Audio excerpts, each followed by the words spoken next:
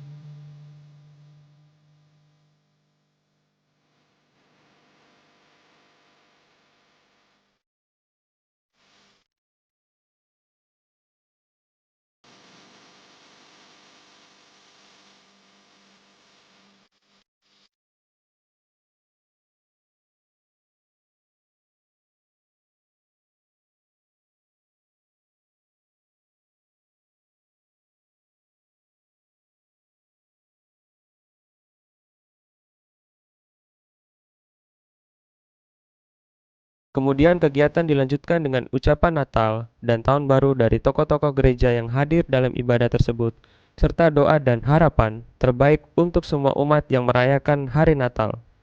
Pendeta Livius Binilu, Ketua PGJP Provinsi Papua, mengucapkan Selamat Natal 25 Desember 2020 dan selamat menyongsong Tahun Baru 1 Januari 2021.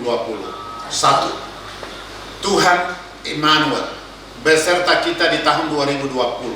Yang sama Tuhan akan menyertai kita di tahun 2021. Jangan takut, tetap maju bersama Allah Immanuel, Yesus Kristus Tuhan.